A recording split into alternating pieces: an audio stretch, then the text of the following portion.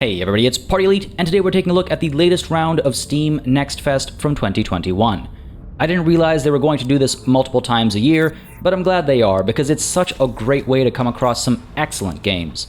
I had the chance to check quite a few of them out, and there are some definite winners in my books that I wanted to share with you today. Now, if you liked any of these, or if you came across others that you think are worth keeping an eye on, please let me know your thoughts in the comments down below.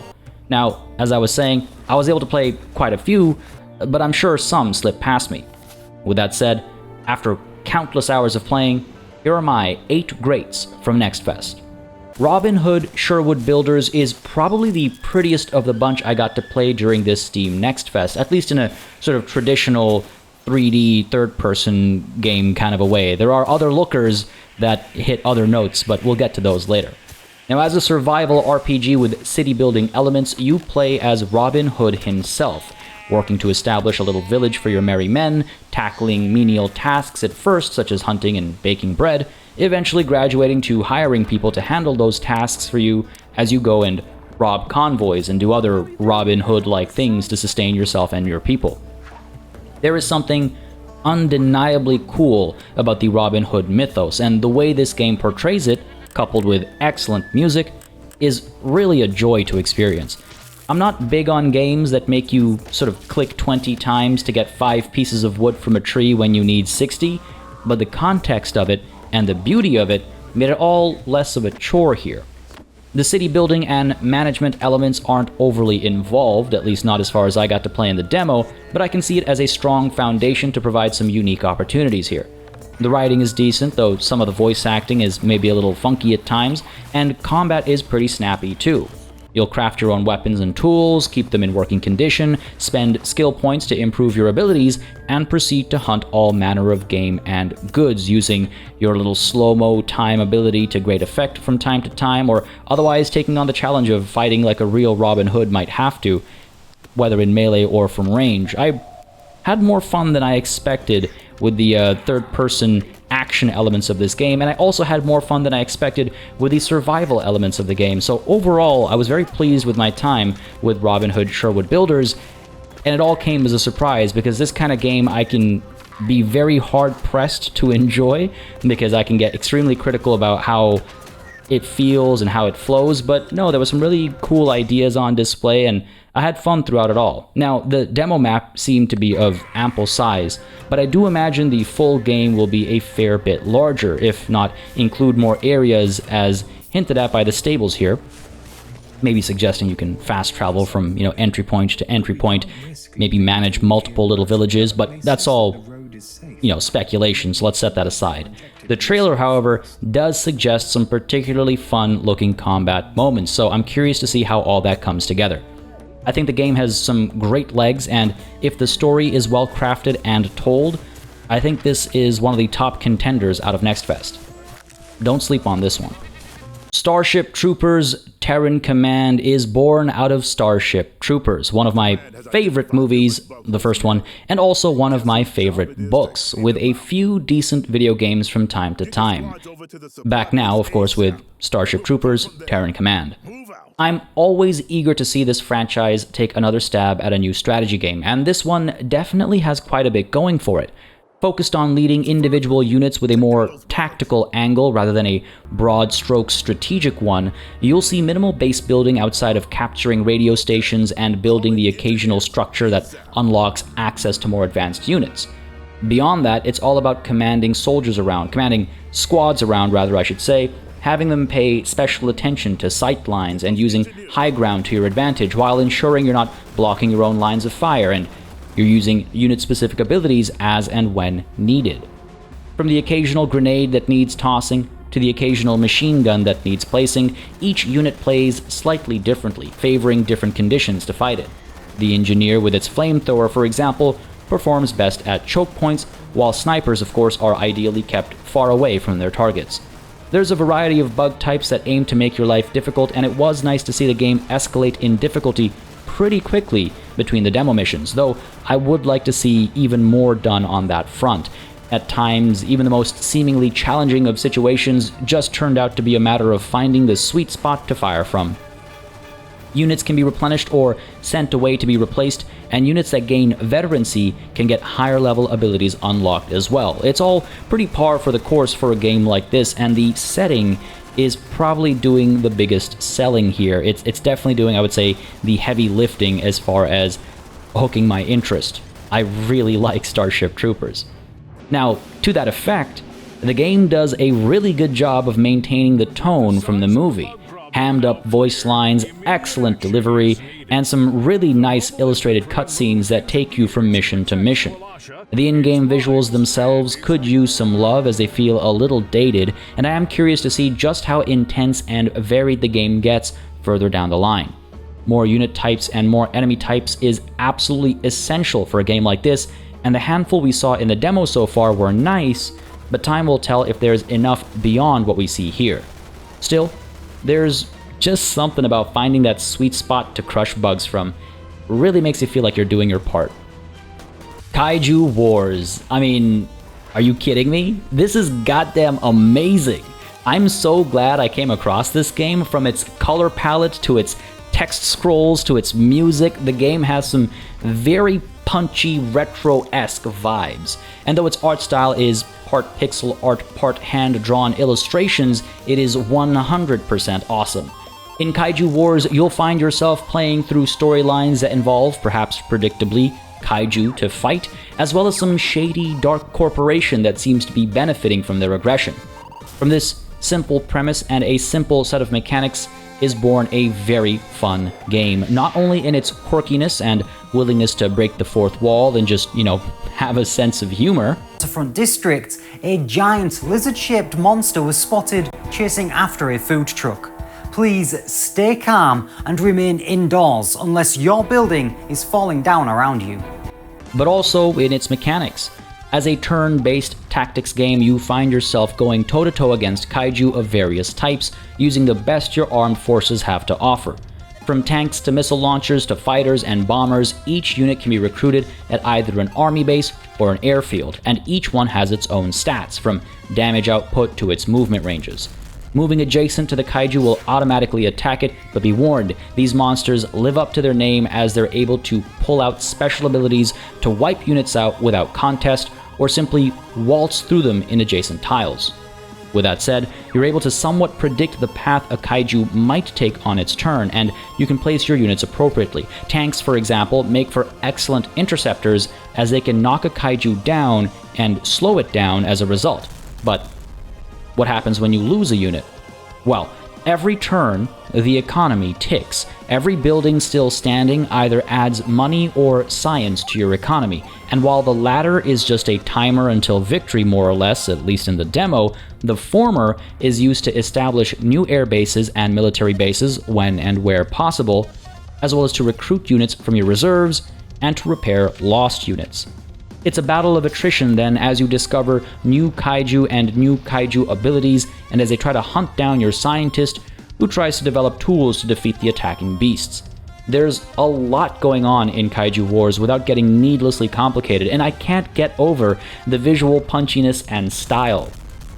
5 mutating kaiju that get increasingly aggressive, a campaign that's full of mystery, and a map builder to challenge each other with. I mean, this game has legs.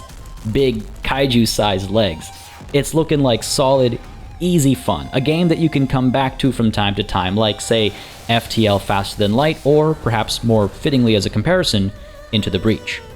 Mahokenshi has you playing as a mage samurai on the Celestial Islands, helping fend off a new rising darkness. With light RPG mechanics and some deck building, you find yourself moving across the hex grid, engaging enemies of all kinds, and taking advantage of status effects, pickups, and terrain effects alike to survive. With only a few missions available in the demo and only one of the 4 characters, Mahokenshi did a good job of putting its core mechanics on display without revealing too much. The art style and music are both rather tranquil, and they really help the travel and combat feel a lot more calm. It's not combat, it's combat. Oh my god, I really shouldn't go off script with these. The vibrance of it all, the pace, the sound effects, and even the disintegration of your enemies, as funny as that might sound, it's all rather peaceful. Gone are the ultra-flashy card-based animations, replaced instead with samurai film-esque quick swipes between moments of, again, calm as you pick the right card for the situation at hand. Between card pickups scattered across the map and gold that you can use to buy cards at marketplaces, you'll slowly grow your deck from which you draw a fresh hand every turn, and balancing the cost of using a card versus the cost of traveling from tile to tile will have you plan your moves accordingly, sometimes holding back patiently in order to get the first few strikes in before an enemy can hurt you, and sometimes you'll be pressed for time as the turn limit of a mission comes ever closer. You're always hoping to get the right cards at the right time, or perhaps build your deck accordingly. Side quests can sometimes distract you on your way, and tiles with events on them can provide benefits at the cost of time, again pulling you away from a straight line to your end objectives. But the art and writing on these is just always worth it, if the buff themselves aren't. I can get pretty picky about card-based games. It feels like adding cards to everything is a bit of a fad that's grown stronger over the last 3 or so years, but Mahokenshi does a beautiful job with it. It's integral to the whole game. It doesn't feel tacked on in any way, and without all that overwhelming flash, I don't feel like the game is trying to hide behind particle effects. Mahokenshi looks to have some great potential. News Tower puts you at the head of a newspaper in the 30s. You're in control of the ins and outs of your operation, trying to run your newspaper and the building in which it's produced, while keeping an ear to the ground for all sorts of breaking news that you think people might be clamoring for. At first glance, the game looks relatively simple, but don't let its minimalist aesthetic and chill audio-visual vibes fool you.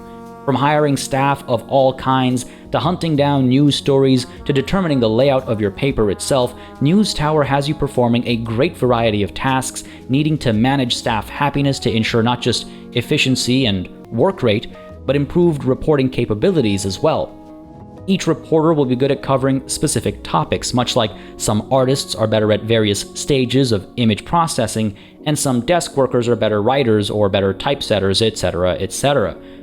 When unhappy, these abilities take a hit, and when at the heights of joy, these abilities can get a little bonus, and this can make the difference between having what it takes to cover some news or not. Each bit of news has some prerequisites that your staff need to meet before you can send them out to report, and while different angles can be taken requiring different expertise between them, you'll want to make sure your staff is operating at its best so that you don't miss out on particularly major news. Timing is everything. It is called the news, right? So stale news will always perform worse and potentially even hurt your reputation, and you might occasionally have to rely on advertising in your paper too, something that again might hurt your reputation, but a printing press isn't unfortunately allowed to print money. Though the demo had a limited selection of decorative elements and pieces in general, there was enough to personalize your space a little, and I can only see that being expanded upon. The real meat of the gameplay, however, is in chasing the right news, occasionally lying or fighting off lawsuits for it, and reporting on what you think is most important. The demo felt very sandbox. If I wanted to focus on sports or entertainment or politics, I could, and if I wanted to develop an all-around paper, that was an option too. I'm curious to see how News Tower adds more challenges to the audience aspect of things further down the line. Managing staff and ensuring they're fed and comfortable is one thing, but tying the demands of audiences to things like current events or other external factors would be interesting. And of course, as a News Tower simulator kind of a game, that's the unique selling point that this game has. That interaction and that engagement of your reading audience. Whether that gets more attention or not, News Tower is very easy to get lost in. I didn't realize how long I'd been playing it until all of a sudden I realized I needed to move on to a next title. It really gets you vibing, wanting each paper to do better than the last as you snap your fingers and tap your toes to the music, surrounded by the smell of cigarette smoke and bad liquor, the lifeblood of any good rag. Reputable source of news, yeah. Midnight Protocol might be the most interesting game that I played during Next Fest. While the whole hacker trope has been done many times before, complete with fake fast typing and all, Midnight Protocol does some very interesting things that I don't think I've seen before, at least not done to this quality. The audio-visual fidelity and dedication to the hacker aesthetic has to be applauded, and it's used to good effect to create tension and otherwise get you immersed as well. And as you scour through your emails, look up sketchy bits of information, and buy various abilities or viruses for you to use on missions, you'll also want to keep a track of how much money you have, regardless of how you obtained it, and your reputation between the white hats, gray hats, and black hats. Actions you take during missions will determine how people perceive you, and while the demo wasn't forthcoming with exactly how this stuff plays out, I'm curious to learn and see if there are deeper sets of RPG elements to the game that come from it. Missions themselves are an absolute blast, and they can be played either in a turn-based mode or in real time. I much preferred the latter, as it puts typing skills to the test, so to speak, as you have to plan your approach hopping from node to node in a network you've hacked into, seeking out financial nodes to drain it of credits, seeking out data nodes to download information, and seeking out, well, other types of nodes where you can upload viruses or otherwise access information that'll help you in your endeavors. The turn-based approach has you entering a certain number of actions per turn by typing them in and hitting return, like you might do in command prompt or terminal. Some actions don't actually cost action points, and some actions take multiple turns to execute, while other actions use up processing power known as slices to execute. Examples of the latter include protocols that help hide you from the local tracing software that's trying to lock you out, or more like scare you off by hacking you back and draining your accounts and assets if you take too long. Protocols can also be used to destroy security protocols or perform actions while you're not at a node, such as leeching any finances from a financial node while you're hopping around across other nodes. The more processing power one of these such protocols has, the better it performs. So as you move around, you'll manage the spread of processing power among these protocols, moving from, again, node to node at the same time, trying to accomplish your objectives before being able to exit the connection, hopefully before the trace completes and you start getting sort of reverse hacked. In real time, all this is happening, as you can probably tell, in real time. You don't have turns to think up your moves. You need to plan on the fly, get your strategy figured out as quickly as possible while you're typing out your commands, sniffing out firewalls, breaking them, or finding routes around them, while trying to beat the tracing software that's slowly counting down. Your typing speed, use of shortcut commands, memory, and strategic thinking all get slammed into full speed, and though the missions in the demo weren't super tense, the final mission was a bit of a test bed, and it played in real time, gave an example of how trying to accomplish everything can be a huge risk if you make a mistake or don't think quickly enough. I was going to write Midnight Protocol off because at a glance, it looked like one of those, wannabe hacker games. And I mean, okay, yes, obviously, this isn't what hacking looks like. We all know you need at least 6 monitors to be able to hack properly, and all your text needs to be a specific shade of green. But Midnight Protocol does a decent job of translating ideas into very fun gameplay mechanics using systems that we don't see often enough. This might sound very funny, but I love a good typing challenge. Again, I know that sounds strange, but spelling combat games and the like have always been intriguing to me. And depending on how complex some of the commands in Midnight Protocol get, this could all get real complicated real quick. It was a most pleasant surprise, and it's releasing later this month. Out There, Oceans of Time is a sequel to the 2014 Out There. Not that you need to have played the first game to enjoy this one, so don't skip away just yet if you haven't. You find yourself in charge of a skeleton crew after a very important and dangerous prisoner under your care escapes. Unfortunately, you're waking up 100 years of cryosleep after the fact. You've woken up in a universe that is completely changed. Everything you knew may well be gone, and since you find yourself in the middle of nowhere, you have to travel from system to system in an old ship, trying to survive a perilous journey as you recruit new crew members, take care of their needs, and look after your ship. From resource management to keep your ship alive, to resource management as you go on expeditions on planets, you will find yourself tackling all manner of mysteries, coming across events that present moral dilemmas, gaining rewards, and finding everything from essential resources to new blueprints for structures to build on your ship. Keeping a track of morale, fuel, hull integrity, and oxygen levels You'll seek out planets that can provide what you need, puzzling how to fit everything in limited space while performing a perilous, if not visually stunning journey. Tranquil, mysterious, and engaging, this one is definitely worth keeping an eye on. Tactical Combat Department was an interesting demo to play. I wish it had more meat to it so that I could experience more of the wonderful picture it was trying to paint. Set in modern times, Tactical Combat Department puts you in charge of a SWAT team, and while it claims to pay granular attention to things like countless ways of opening a door, the importance of checking a room before breaching, the value of line of sight, the need to verbally warn civilians before you can shoot them, and the option to use pepper spray to subdue certain targets, the demo itself showed very little of this off.